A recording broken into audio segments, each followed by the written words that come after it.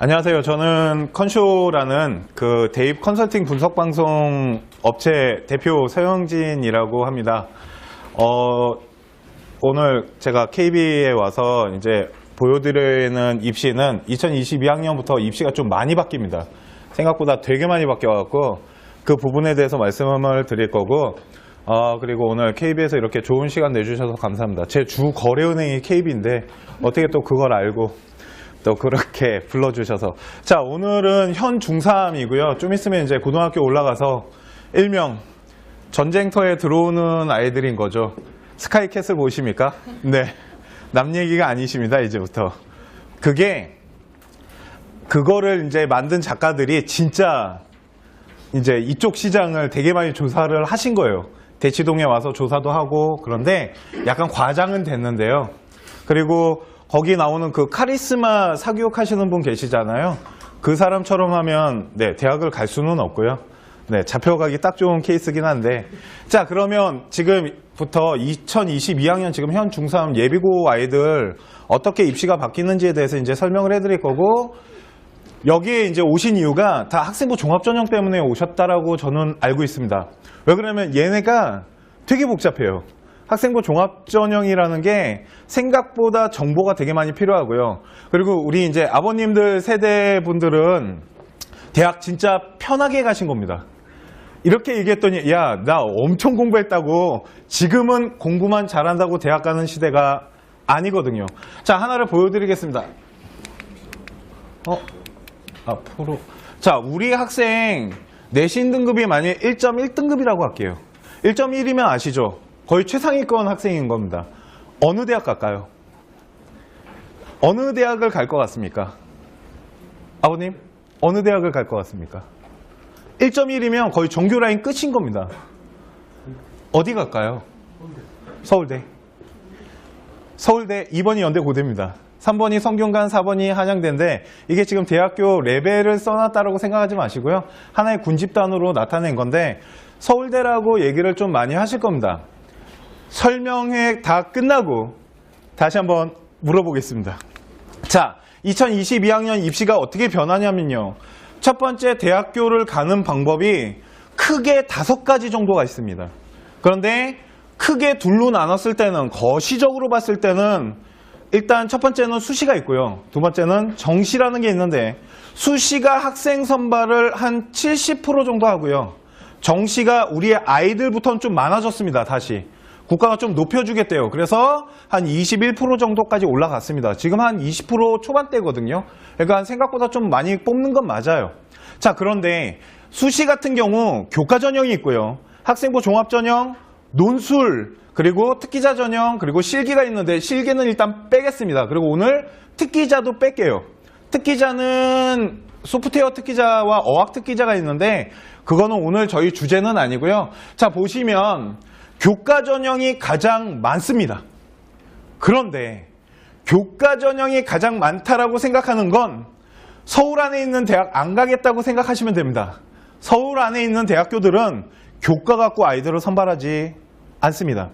그렇기 때문에 1.1등급이 서울대를 갈 수는 없습니다. 왜 그러냐면 학생부 종합전형이라는 걸로 뽑습니다. 좀 이따가 학생부 종합전형 알려드릴 거예요. 어떤 식으로 준비하면 되는지. 오늘 깊이는 못 들어가고요. 되게 큰 틀만 보여드릴 건데, 자, 지방과 다 합쳤을 때는 교과 전형이 되게 많아 보일 겁니다. 교과 전형이라는 건 학교 내신 등급 단순화된 수치를 가지고 아이를 뽑겠다라는 거예요. 그래서 서울 안에 있는 대학에서 가장 좋은 학교는 한양대학교라고 보시면 됩니다. 한양대학교 기계공학과 합격선이 1.1등급이고요. 한 1.2등급 정도 되면 추가 합격 라인에 들어간다고 저희가 말을 해요. 그리고 웬만한 학과들은 다 1.3등급 정도는 돼야지 간다. 그러니까 우리 아이가 고등학교 올라갔을 때 이제 옆에 단순 수치를 갖고 올 겁니다. 그 수치를 보시면 이 숫자가 얼마나 높다라는 걸 나중에 아실 거예요. 지금 모르시잖아요. 왜? A, B 써져 있거든요. 그런데 이게 이제 등급화가 돼갖고 우리 아이들에게 등급을 찍는데 1등급은 학교 안에 4%라고 보시면 되고요. 1.1이라는 건 4% 꼭대기라고 보시면 됩니다. 그 정도로 높아요. 전교 2, 3등 정도 해야지 한양대학교 교과를 뚫고 들어갈 수 있다라고 보시면 되고요. 그러면 한양대학교는 그렇게 뽑는데 서울대, 연대, 고대는 그 단순화된 수치를 보지 않습니다. 그 이유는 특목고를 뽑아야 되겠거든요. 특목고는 내신 등급이 잘 나오질 않습니다. 그건 나중에 설명해 드릴게요. 그러다 보니까 서울을 보시게 되면 서울부터는 빨간색이 늘어납니다. 이게 뭐냐면 학생부 종합전형이에요. 그리고 교과는 확 줄죠. 왜 그러냐면 아까 말씀드렸지만 특목고를 뽑기 위해서는 교과라는 걸 사용할 수가 없습니다. 그냥 하나 말씀드리면 저기 경기도에 어떤 외고가 하나 있어요. 일명 대땡 외고도 있고요. 아니면 요 위에 이거는 얘기하면 좀 그런데 경쟁 하나가 있습니다. 그리고 용인에도 학교가 하나 있죠. 걔네들은 영어 성적이 95점이 나오면 8등급이 뜹니다. 왜 그러냐면 평균이 97이에요. 편차가 1.6 정도 됩니다. 무슨 말이냐면 편차가 뭐냐면요. 평균점에 애들 모여 있는 거잖아요. 96점이 평균이란 건 거기에 다 모여 있다고요. 그러니까 하나 틀려도 등급이 바닥치기 시작합니다. 그래서 말씀드린 거예요. 교과 전형으로 학생을 선발하지 않는다고. 그래서 종합전형이라는 게 만들어진 겁니다. 제가 컨설팅 한 지가 이제 10년이 좀 넘었습니다. 컨설팅을 시작한 이유가 예전에 제가 사탐 강사였습니다. 사탐으로 돈을 못 벌어서 그런 건 아니고요. 입학사정관 제도라는 게 만들어졌을 때 입학사정관 제도가 만들어진 게 아마 우리 아가가 초등학교 들어가는 시점에 국가에서 그런 얘기를 했습니다. 야, 공부만 잘하는 아이를 뽑으면 안 될 것 같아. 어떠한 특기를 갖고 있고 어떤 아이가 어떤 분야에 대해서 관심을 갖잖아? 그러면 대학교가 그거 좀 봐줘야 되는 거 아니야? 라고 만든 게 입학사정관이었는데요. 그렇게 뽑다 보니까 학교에 들어와서 아이들이 공부를 못해요. 그러니까 서울대학교에서 곤충소녀 아십니까? 기억나십니까? 곤충 엄청 잘했던 그 소녀가 학교 학업을 쫓아가지 못하더라는 겁니다. 또한 공고 출신 아이가 로봇 특기자로 카이스트를 갔다가 자살하는 사건도 한번 일어났어요. 왜? 자기감이 들어갔고 기하 벡터를 못하더라는 거죠. 안 배웠거든요. 그래서 대학교가 바꿨습니다. 입학사정관이 아닌 입학사정관 제도가 아닌 학생부 종합 일명 성적도 다 같이 보겠다고. 그러니까 아이들이 해야 될 게 정말 많아진 겁니다. 공부도 해야 되고 전공도 찾아야 되고 인성도 키워야 되고 그걸 또 발전도 시키는 이 4대 요소 안에 우리 아이를 넣어야 된다. 그거를 지금부터 준비를 해야 되고요. 일단은 서울권에 뽑는 거는 지방 같은 경우는 학생부 교과가 50%가 넘어갑니다. 그 이유는 지방에서도 공부 잘하는 아이들 다 서울로 올라가 버리거든요. 그 나머지 아이들 평가하려면 숫자가 필요합니다. 그렇기 때문에 지방권 같은 경우는 교과 전형을 중시하지만 서울로 바뀌는 순간 빨간색이 많아지고 교과는 줄어들게 되는 겁니다. 걷다가 녹색이 수능인데요. 수능 정말 늘어난 겁니다, 저게. 그러니까 수능도 우리 아이들은 손을 못 놓겠네요. 그런데 가장 중요한 건 학생부 종합전형 저 5장 정도 되는 카드를 어떻게 준비를 하시냐가 되게 중요해요. 그런데 정말 준비 거의 안 하십니다. 나름대로 했다고 하는데 그냥 별로 준비를 안 하세요. 더 중요한 건 여기 지금 중학교 이제 나온 거잖아요. 우리 학생이죠. 우리 학생 중학교 때 자율활동 같은 거 했을 거예요. 그죠? 동아리나 이런 활동을 했어요. 그런데 중요한 건 학교에서 자율활동에 뭐 장애인 이해교육 같은 거 한 적이 있죠. 그죠? 독도교육도 하고 막 심폐소생도 막 하고 그렇잖아요. 그러면 우리 아이가 만약에 장애인 이해교육을 배웠어요. 그 다음에 추후에 어떤 활동을 했냐는 거죠. 안 합니다.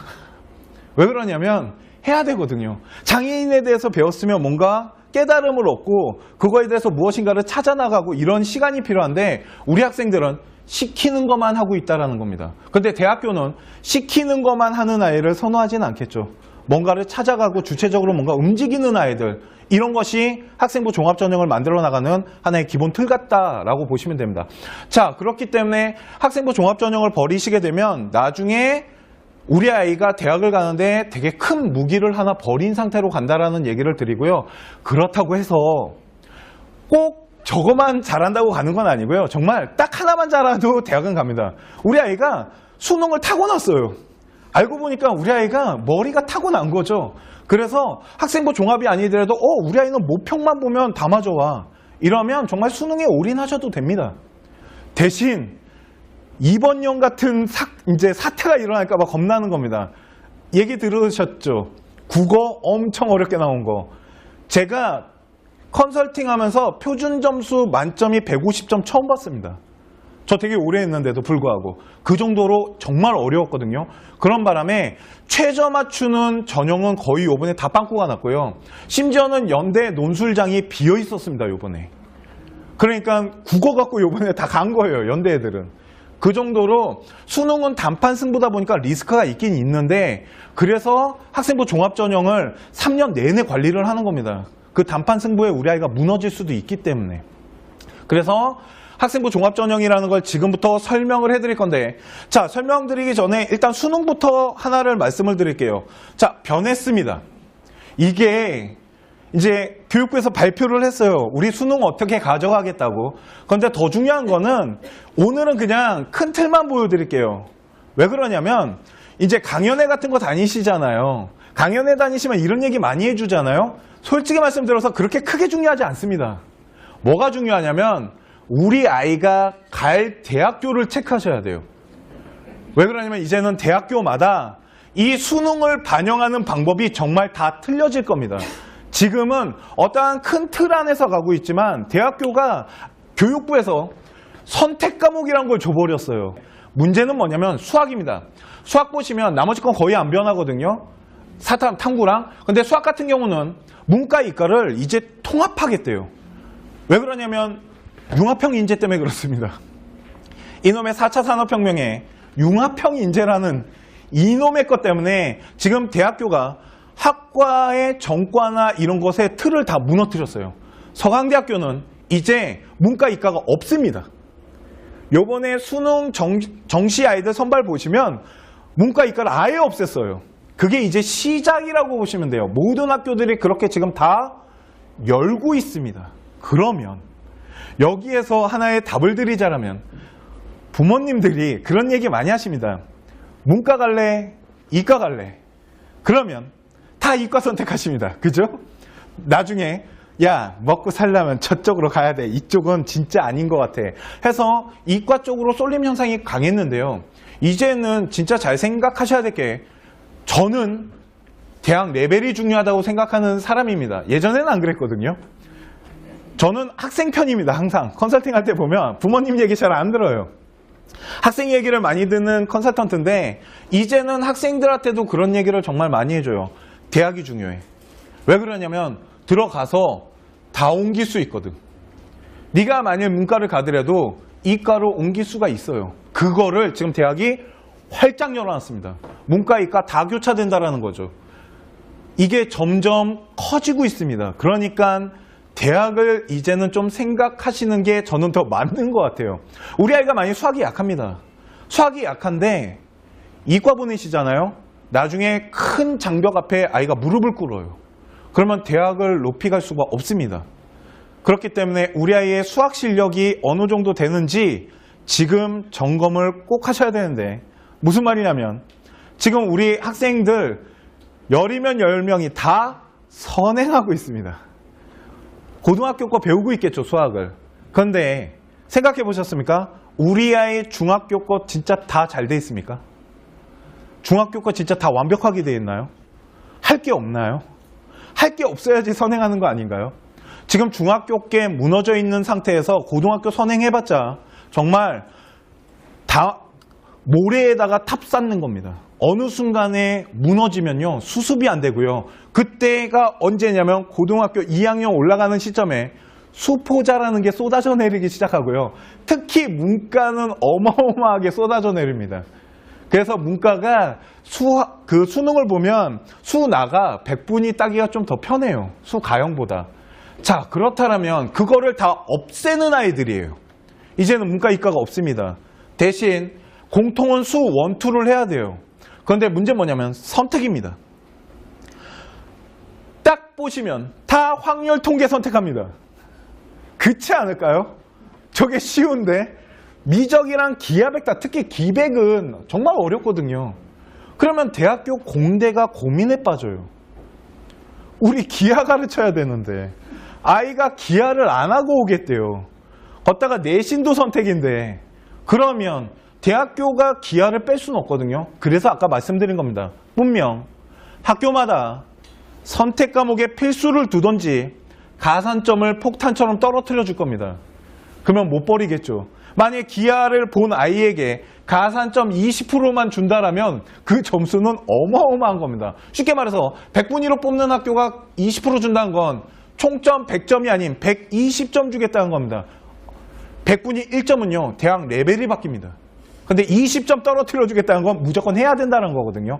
그래서 이제는 좀 있으면 대학교가 발표하기 시작합니다. 우리 아이들 어떻게 뽑겠다고. 그걸 체크하셔야 됩니다. 이거 안 중요하다는 거죠. 이렇게 그냥 바뀐대요. 그런데 우리 아이가 이제 선택을 해야 되는데 뭐 선택하실지는 우리 아이 어느 대학 보내실 건데요. 그걸 아셔야지 선택하겠죠. 우리 아이가 갈 대학교는 기하 벡터 별로 신경 안 쓰겠대요. 굳이 시키실 필요 없겠죠. 저 어렵다라는 건. 그런데 장난건데 상위권 학교는 절대 버리지 않습니다. 그러니까 확률 통계는 문과 애들 거고 미적과 기하는 이과 애들께 맞는 겁니다. 문과 이과 통합했다고요? 전 그렇게 보이지 않습니다. 결국은 대학에서 다 나눠줄 거거든요. 그러니까 대학 입시 전형을 보시는 게 되게 중요하신데 보통 학부모님들이나 우리 학생 여러분들은 이런 데이터를 되게 많이 보죠. 근데 이 데이터는 그냥 큰 기준이고요. 이 안에 있는 것을 이제 우리 학생들한테 적용했을 때 어떻게 적용하실지는 대학교 홈페이지에 가시면 좀 있으면 다 발표 납니다. 2020년 우리 아이들 어떻게 뽑겠다고.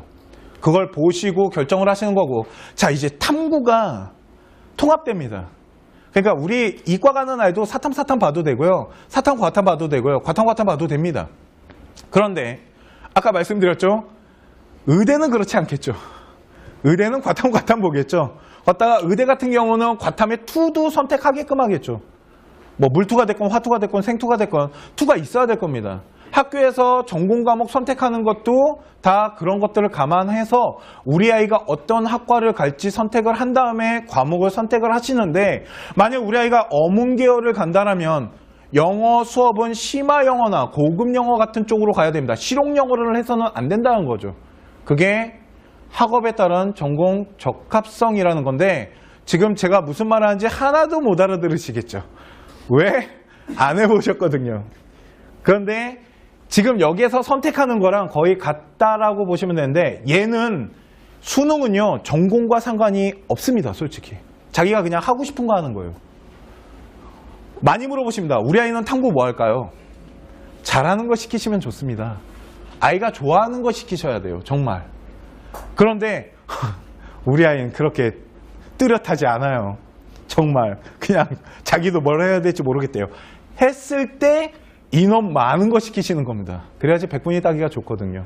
그래서 탐구 같은 경우 많이 선택하는 게 생활윤리라는 거와 사회문화를 많이 선택합니다. 그래서 그걸 선택을 많이 하는 거고요. 과학적으로 많이 선택하는 거는 생명과 지구과학을 많이 선택하고 있어요. 그래서 그쪽으로 아이들이 쏠림 현상이 좀 일어나는 겁니다. 그런데 물어봐요. 우리 꼬마 친구들이 지구과학이랑 생명 둘 중에 하나를 선택하고 싶은데 뭘 해야 돼요? 그러면 말해줍니다.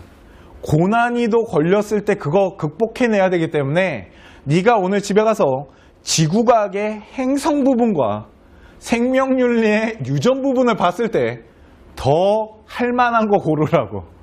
왜 그러냐면 거기에 답이 있습니다. 결국은 거기에서 틀리거든요. 근데 그거를 극복하냐 못하냐는 그 문제들인 겁니다. 화학도 마찬가지예요. 어디에서 많이 틀리냐면요. 숫자 나오면. 이해가십니까? 그러니까 그런 부분들을 우리 아이가 극복할 수 있는지를 체크하는 거지 인원이 많다라고 좋은 거 아닙니다. 우리 아이가 잘할 수 있는 거를 먼저 선택하는 게 중요하고요. 수능 같은 경우는 문과 이과가 통합됐기 때문에 이것도 대학교가 이제 어떤 식으로 발표를 하겠죠. 그런데 아마 서울권에 있는 중하위권 대학교는 아마 탐구의 구분이 없을 겁니다. 대신 상위권 학교로 갈수록 학과와 탐구도 아마 적용이 될 거예요. 그 무섭다라는 가산점을 때리겠죠. 그리고 제2외 국어는 변함이 없고요. 한국사도 변함은 없습니다. 그러니까 가장 크게 변한 게 뭐예요? 국어와 수학과 탐구입니다. 그런데 국어 같은 경우도 크게 변했다고 생각은 안 들어요. 그런데 수학이랑 탐구는 진짜 많이 변한 겁니다. 그래서 거기에 대처해서 준비를 하시는데 이 얘기는 문과 학생들은 기하백타는 지금도 안 하지만 계속 안 해도 되고요. 미적도 잘하면 안 할 수 있겠네요. 수능 본다라면 이해 가십니까? 그런데 여기 금융권이시잖아요. 만일 아버님이 입학사정관이신데 경상계 교수님이십니다. 경영경제 교수님이신데 수학 못하는 아이 뽑겠습니까? 똑같습니다. 그렇기 때문에 경상계 가는 아이들은 수학을 조금 높게 해야겠네요. 미적도 좀 건드려줘야 되고 이걸 학업 역량의 전공적 합성이라고 하는 건데 뒤에서 다시 설명해 드리겠습니다. 자, 그 다음에 생활기록부인데요. 이게 좀 복잡합니다. 아십니까? 엄청 복잡한데 생활기록부 같은 경우는 인적사항이나 수상경력, 자율동아리, 소논문, 그리고 청소년 단체활동이나 봉사, 방과후 활동들 지금 이 부분이 변화가 좀 일어납니다. 솔직히 좀 전체적인 거를 다 설명해 드린 다음에 이거를 말씀드려야지 이해가 쉬우신데 그냥 좀 그걸 다 해드리면 여기에서 진짜 저랑 연수하셔야 됩니다. 1박 2일로. 그렇기 때문에 인적사항 같은 경우는 일단 부모님의 부분이나 주소 같은 거 다 빼겠답니다. 이거는 원래 빼도 돼요. 필요가 없습니다. 걷다가 부모님에 대한 언급을 할 수가 없어요. 만일 스카이캐슬 스카이캐슬에 있는 어떤 한 여학생이 아버지가 의사잖아요. 의대를 지원할 때 저는 아버지를 항상 바라보며 아버지를 존경함으로써 이 학과를 진학했습니다. 이 얘기는 우리 아버지 의사예요. 라는 걸 간접적으로 어필하는데 이러면 빵점 처리됩니다. 그래서 부모님은 원래 언급을 못합니다. 그러니까 생기부에서 그냥 빼겠다는 거고요. 학적 사항 다 통합시킨 거 저건 하나도 중요하지 않습니다. 필요 없는 거 빼는 거기 때문에. 그런데 이게 바뀌는데요. 수상 경력이 이제는 학기당 하나 들어가요. 총 5개밖에 못 들어갑니다. 우리 아이들부터. 그런 얘기 들어보셨습니까? 수상이 몇 개 있어야지 어느 대학 간다? 그런 건 솔직히 없는데요. 수상이 많으면 많을수록 좋다고는 합니다. 그런데 보통 서울 안에 있는 학교를 들어가는 아이들의 수상은 보통 40개에서 많게는 60개 정도의 수상이 필요하다라고 저희는 얘기는 해요. 그런데 그 안에 이제 질적인 거나 스토리를 구분하겠지만 또한 수상이 겁나 많다라는 건 들어보셨습니까? 교과 우수상 1등급 아이들만 주는 겁니다. 우리 아이가 수상에 교과 우수상이 많다라는 건 1등급 아이네요. 한양대학교가 정말 성적을 보지를 않습니다. 신기하게 정말 안 봐요. 성적표를 아예 안 보고 생기부만 보고 뽑습니다. 그런데 기가 막히게 공부 잘하는 아이들을 다 골라내요. 이런 방법 쓰는 겁니다. 교과 우수상 많은 아이 일단 전교권이겠네요. 두 번째, 세부 능력 특기 사항이란 게 뭐냐면 우리 아이가 학업 어떻게 했습니다라는 선생님의 평가인데요. 그거 잘 써져 있다라는 것? 우리 아이가 진짜 공부를 잘하나 보죠. 나중에 3등급, 4등급 때 아이들의 생기부의 세부 능력은 몇 줄 안 됩니다. 학교 선생님이 관리를 그렇게 많이는 안 하시거든요. 대신 전교권 아이들은 생기부가 세부 능력이 정말 바이트 계산, 일명 글자 수가 꽉꽉 차 있거든요. 그런 거 보면 얘가 어떤 애인지 충분히 다 골라낼 수 있다라고 보는 게 한양대학교 방법이에요. 그래서 걔네들 진짜 성적을 안 보는데요. 대신 뭔가 되게 중점적으로 보는 게 있겠죠. 그러니까 제가 그런 얘기합니다. 아무리 생기부 다 가리고 오셔도 특목고랑 일반고 전 다 골라낼 자신이 있다고 하는 게 뚜렷하게 나타나는 게 몇 개가 있거든요. 그런데 이제는 하나만 넣을 수 있답니다. 이게 이제 시행이 돼봐야 되겠지만 이거 만일 하나만 집어넣잖아요. 그러면 고등학교는 교과 우수상이라는 걸 없애야 됩니다. 왜 그러냐면 우리 아이 성적표 뻔히 나와 있는 걸 교과 수상을 줘버리면 우리 아이는 다른 수상을 못해요. 하나 넣을 수 있는데. 그렇기 때문에 제가 보기에는 아마 학교마다 이제 움직임이 나타나기 시작할 건데 교과 우수상을 일단 없애야 되는 거고 더 중요한 건 뭐냐면 어떤 수상을 하실 거냐는 겁니다. 하나밖에 못 하잖아요. 그랬을 때 둘 중에 하나입니다. 전공 쫓아가시던지 아니면 정말 학업적인 거 가는데 학업 외의 활동들이 있습니다. 첫 번째, 영어 에세이 대회 같은 거. 아니면 토론 대회 같은 거. 우리 아가야, 대학이 토론자라는 아이 싫어할까? 그쵸. 그러니까 토론 대회에 나가는 것들. 이렇게 어떠한 비교과적인 건데 학업과 색깔이 좀 나는 것들이 있습니다. 이런 것들을 하시는 게 좋고요. 두 번째, 1학년 때 우리 아이가 어떠한 대회에 나갔는데 장려상을 탔습니다. 그러면 다음 년엔 올인이네요. 왜 그러냐면 만약 독서 토론대회에 나갔는데 장려상이에요. 그런데 2학년 때 독서 토론대회에 나가서 금상 최우수상을 탔다라면 우리 아이는 어떠한 이유가 있었겠죠. 발전한 이유도 있을 거고 어떠한 준비를 했겠죠. 우리 아이가. 이걸 자기소개서에다가 쓰게 됩니다.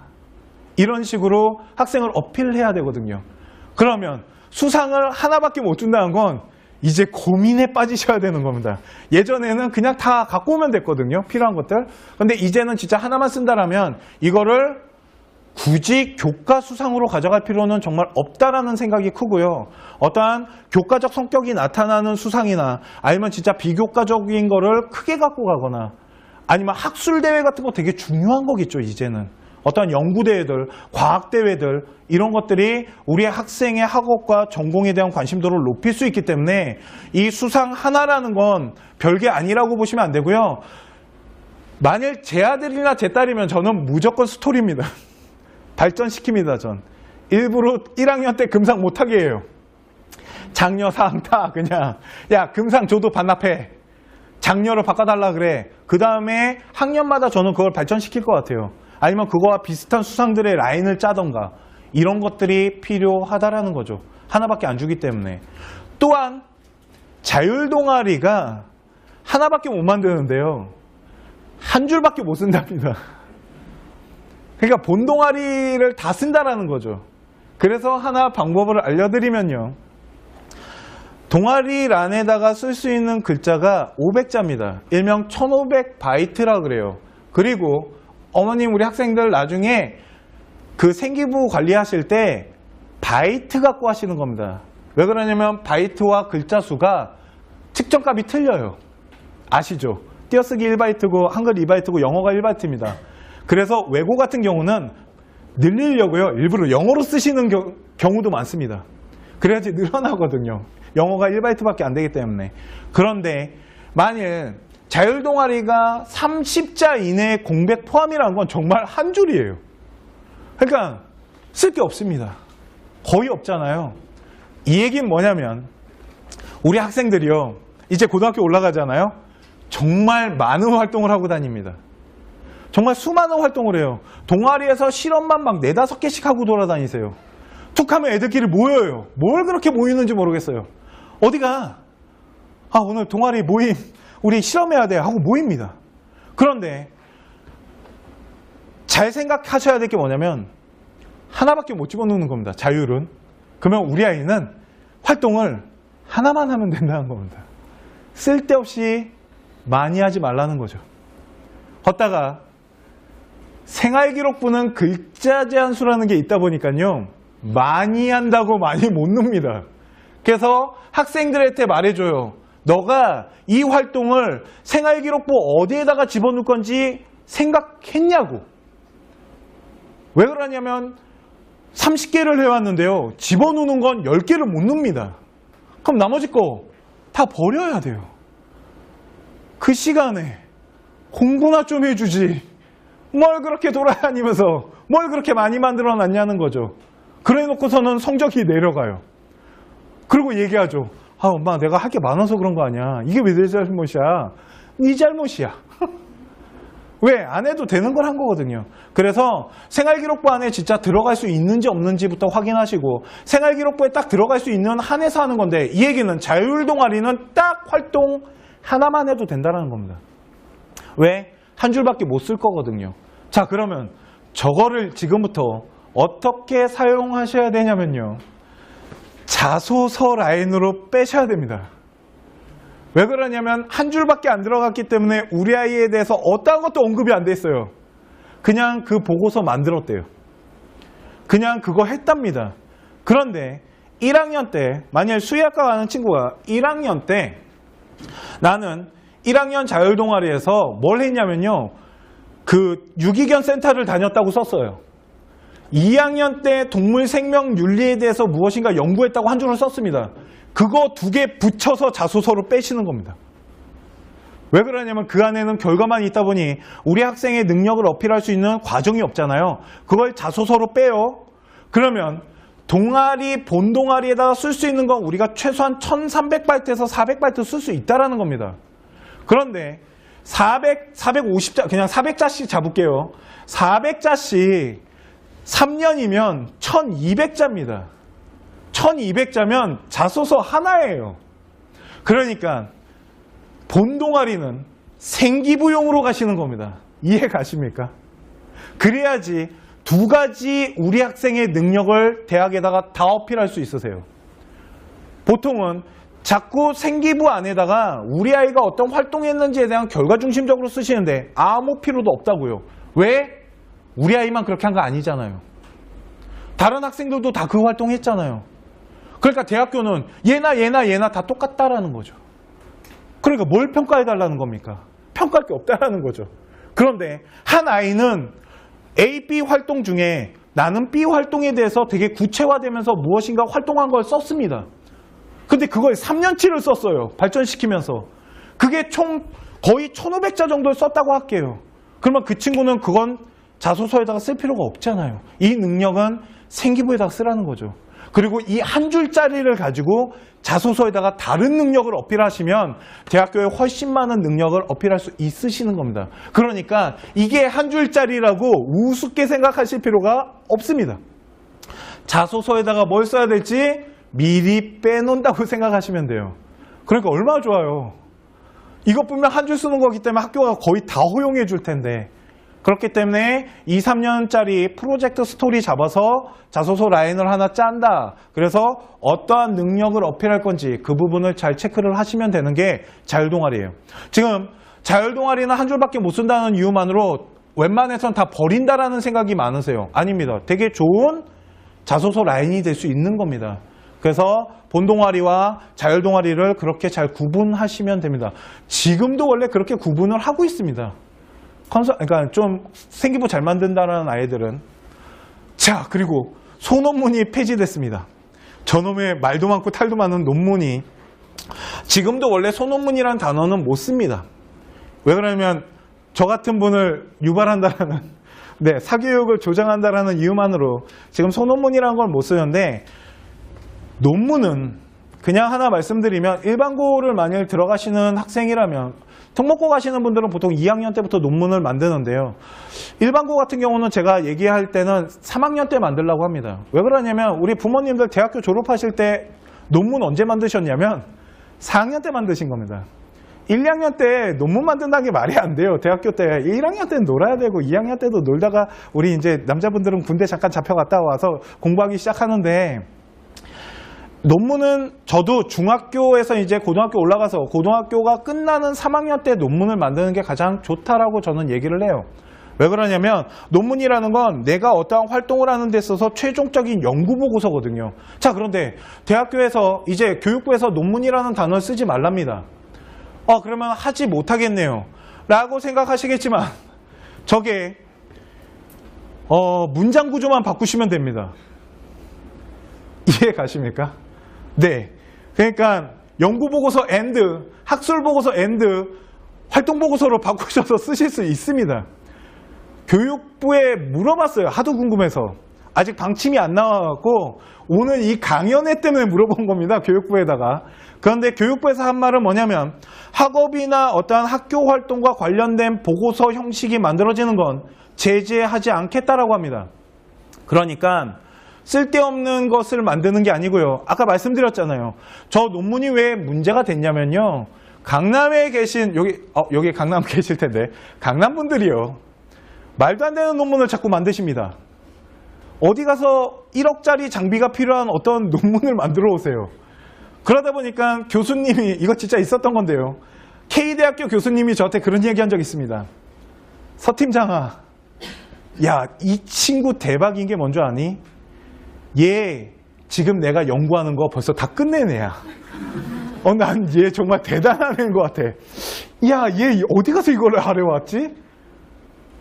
이런 논문들은 의심하겠다라는 거죠. 왜? 학생이 만들 수 없는 거고, 또 하나 뭐냐면 1학년, 2학년 때 아무것도 안 하던 애가 갑자기 3학년 때 뭔가를 만들어냅니다. 그게 말이 안 된다는 거죠. 그렇게 돈 주고 만들지 말라는 겁니다. 그런 것들 다 솎아내겠다고. 그런데 아까 말씀드렸죠. 학업과 관련되거나 학교 활동을 통해서 만들어낸 거는 허용하겠다고. 이 얘기는 뭐냐면 아까 말씀드린 이런 겁니다. 자율동아리. 이건 학교 활동이거든요. 내가 자율동아리에서 1학년 때 뭔가를 배우고 2학년 때 연구를 하고 3학년 때 그거 갖고 논문 쓴다라면 대학교는 우수한 학생이라고 평가를 아마 할 겁니다. 왜? 갑자기 나온 논문이 아니거든요. 또한 논문 같은 경우는 자소서에다가 쓰는 경우가 되게 많습니다. 내가 엄청난 노력을 했다는 걸 어필하기 위해서. 그렇기 때문에 저런 자율동아리를 가지고 소논문 라인을 끌어당기시면 되는데 소논문이라는 단어는 쓸 수가 없고요. 연구보고서로 바꾸시거나 학술보고서로 바꾸시면 됩니다. 충분히 허용할 수 있다고. 이건 교육부에서 들은 얘기입니다. 또한 청소년 단체 활동 같은 경우 외부 활동이 있습니다. 학교장 승인받고 나가는 건데요. 이게 이제 학교장 승인받았다라고 하니까 되게 어렵게 들리십니다. 학교장이라면 교장 선생님 승인받고 나가는 거잖아요. 그죠? 그러니까 교장 선생님한테 뭔가 승인받는 거 쉬운 일 아닙니다. 그게 아니고요. 내가 만약에 동아리 활동하다가 외부에 어떠한 지식을 쌓기 위해서 나가기 위해서 동아리 선생님 승인을 받잖아요. 그러면 그게 학교장 승인을 받은 겁니다. 왜 그러면 동아리 선생님이 학교장 승인을 받으실 거거든요. 이해 가십니까? 그렇게 활용이 되는데 이게 워낙 문제가 되다 보니까 이제는 생기부에다가 학교장 승인은 단체명만 쓸 수 있습니다. 거기 갔다 왔다고. 이 얘기는 생기부에 단 한 글자만 들어가잖아요. 다 자소서로 뺄 수 있으십니다. 이해 가시죠? 그냥 자소서 라인 주는 겁니다. 저런 게 다. 그러니까 나중에 우리 학생들 그래요. 엄마 자소서 뭘로 쓸지 모르겠어. 다 저런 걸로 쓰는 겁니다. 생기부에 별로 어필 안 돼 있는 것들. 그걸 통해서 내가 뭔가 어필을 해야 되니까. 그래서 생기부에 어필하는 거와 자소서에 어필하는 게 원래 구분이 돼야 되는 겁니다.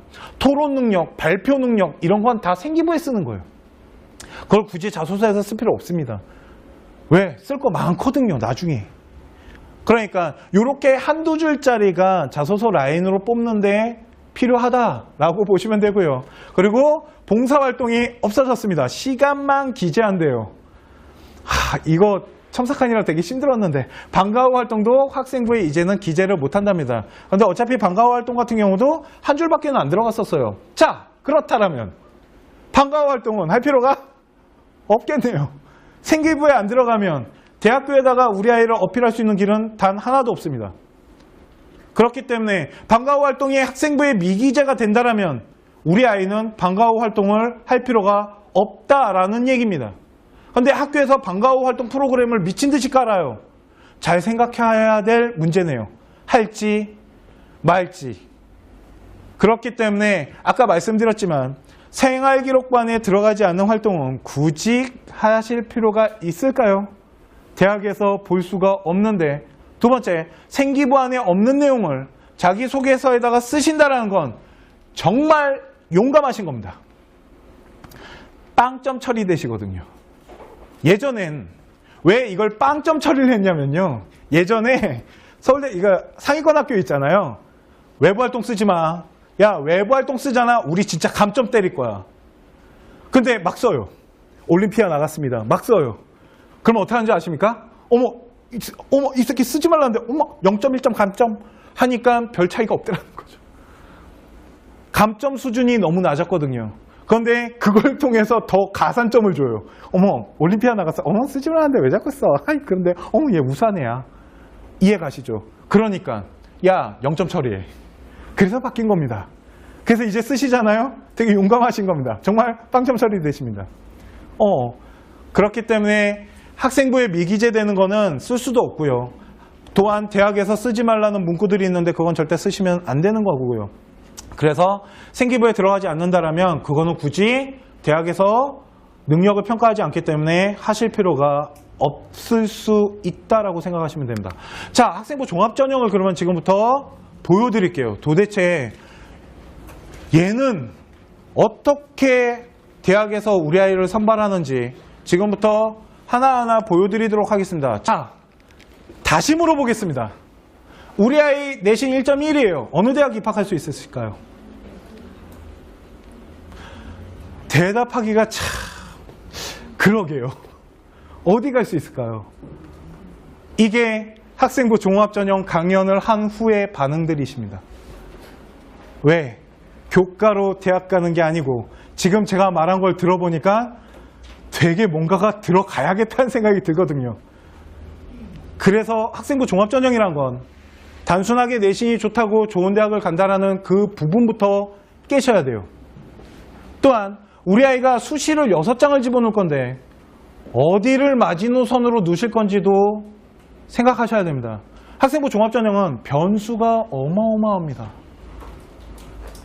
말 그대로 자기소개서 넣는데 재수없어서 필터링 걸릴 수도 있고, 우리 아가가 면접장 가서 무슨 짓을 할지도 모르겠고, 생기부를 우리 나름대로 되게 열심히 했는데 학교가 그걸 어떻게 평가할지도 모르겠고, 변수가 생각보다 되게 많이 발생합니다. 제가 변수 얘기할 때 가장 많이 얘기하는 게, 저희가 2년 전에 그러니까 저희가 그룹을 짜서 컨설팅을 하는데요. 수시를 할 때 8명의 학생을 한 그룹으로 묶은 적이 한 번 있었습니다. 근데 이 친구들은 2명은 특목고였고요. 6명은 일반고 학생인데 다 정규라인 아이들이라서 서울대, 연대고대, 성균관, 한양대, 성황대를 집어넣습니다. 이렇게 6개를 집어넣는데 신기하게도 특목고 아이 2명은 서울대, 연대를 떨어지고 고대랑 성균관이 됐고요. 1명은 그냥 성균관만 됐습니다. 그런데 6명의 학생은 성균관대학교를 다 떨어졌습니다. 예비조차도 못 받았어요. 4명은. 2명은 예비 받았는데. 그런데 그 6명은 서울대, 연대고대를 다 합격했습니다. 특히 4명은 서울대 갔습니다. 그런데 성균관대 예비도 못 받았어요. 이게 학종입니다. 중앙대는 합격했는데요. 국민대를 떨어지는 아이가 있습니다. 이런 경우가 많아요. 그러니까 답을 말씀드리기가 되게 어려워요. 어떤 사람이 그럽니다. 이 정도 생기부면 어느 대학 간답니다. 제가 존경하는 인물입니다. 전 그렇게 말 못하겠거든요. 워낙 변수들이 생기니까.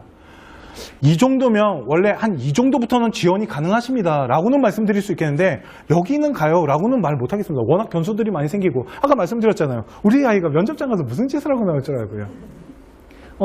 아까 우리 아가처럼 어머 교수님 왜 그래요? 이러면 우리 완전 망하는 것들. 그렇죠? 그러다 보니까 여러 변수들이 생기더라는 겁니다. 그래서 학생부 종합전형 가지고 어느 정도 대학 라인을 이 정도는 갈 거예요 라는 건 없습니다. 어머님. 나중에 저 말고라도 이제 뭐 대치동도 가시고 막 컨설팅 받으시잖아요. 그러면 그 사람이 그래요. 이 정도면 이 학교 가요. 그거는 아니고요. 대신 교과 전형은 그렇게 말할 수 있습니다. 우리 아이가 1.4등급이에요. 숙대는 그냥 갑니다. 중앙대는 계산기 좀 두들겨 봐야 되고요. 이런 것들에 대해서 어떤 숫자적인 건 말해드릴 수 있지만 학생부 종합전형은 진짜 변수가 많기 때문에 나중에 최하 대학 어디로 잡을지도 한번 생각을 하셔야 되는데 그냥 팁을 드리자면 교과전형 아니면 학생부 수능 갖고 잡으시는 겁니다. 만약 우리 아이가 수능을 한 100분위로 98점을 가져왔어요. 그러면 고대부터 집어넣습니다. 그러면 우리 아이는 고대가 마지노선인 거예요. 그 밑으로 내려갈 필요가 없겠죠. 이렇게 말하니까 괜찮은데? 자, 바꿔서 말씀드릴게요. 우리 아이가 되게 공기 맑은 곳을 가야 됩니다. 그러니까 우리 아이의 건강은 보장이 되죠. 그러니까 공기 맑은 데를 가요. 그러면 6장을 그 공기 맑은 데부터 놓으셔야 됩니다. 이러니까 되게 암울하시죠. 대신 대학을 되게 넓게 놓겠죠. 아까 같은 경우는 되게 오밀조밀하게 놓겠지만 거기다가 고대 놓으면 고대, 연대, 서울대 3장 남잖아요. 이거 어떻게 쓰는 줄 아십니까? 받칩니다. 쉽게 말해서 경희대, 중앙대 이런 데다 받치는데요. 면접이 다 수능 다음에. 왜? 우리 아이가 단판 승부 요번 국어처럼 엄마 나 폭망했는데요. 1교시 국어가 어려우면 아이들이 멘탈이 깨지면서 날아가는 경우 되게 많아요. 그래서 제가 아이들한테 그런 얘기를 해줍니다. 여러분들 니네가 국어가 망했어. 야, 다 같이 망한 거야. 걱정하지 마. 너네에게 기회가 생긴 거야. 라고는 생각 안 해봤니? 옆에서 애들이 다 울고 있어. 아싸, 쟤는 시험 다 날아간 거야. 나만 안 울면 돼. 이게 더 중요합니다. 솔직히. 아이들한테 진짜 많이 말해줘요. 야, 상대평가야.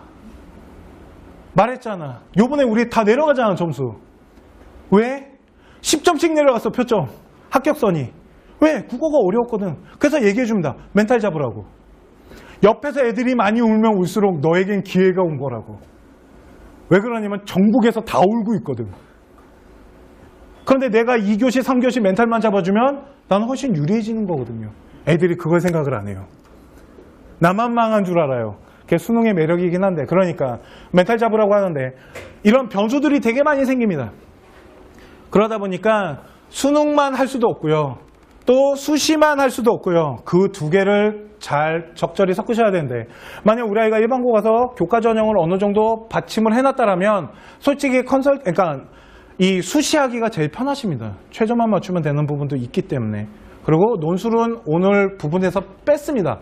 그래서 우리 학생 1.1이면 어디 갈까요? 잘 모르실 겁니다. 저도 모르겠거든요. 한양대는 갑니다. 라고 말하는 게 답입니다. 한양대학교는 갑니다. 1.1이면 교과 전형이 한양대학교가 있거든요. 그러니까 얘네 최저도 없습니다. 그러니까 한양대는 가겠네요. 라고 말씀하시는 분은 진짜 입시를 많이 보신 겁니다. 그런데 학생부 종합전형으로는 어디 갈지 정말 알 수가 없는 겁니다. 이해 가시죠? 그래서 선뜻 말씀을 이제 못 하시는 겁니다. 왜? 학생부 종합전형이 숫자만 보는 건 아니기 때문에요. 자, 오늘 컨쇼 2022학년 입시 변화랑 학생부 종합전형을 어떻게 준비를 하면 좋은지, 그리고 생활기록부안에는 우리 학생만의 이야기를 통해서 능력을 어필하셔야 된다는 거랑, 그리고 입시가 바뀌었을 때 그거를 우리 아이가 어떻게 잘 맞춰서 할지에 대해서 다 설명을 해드렸고요.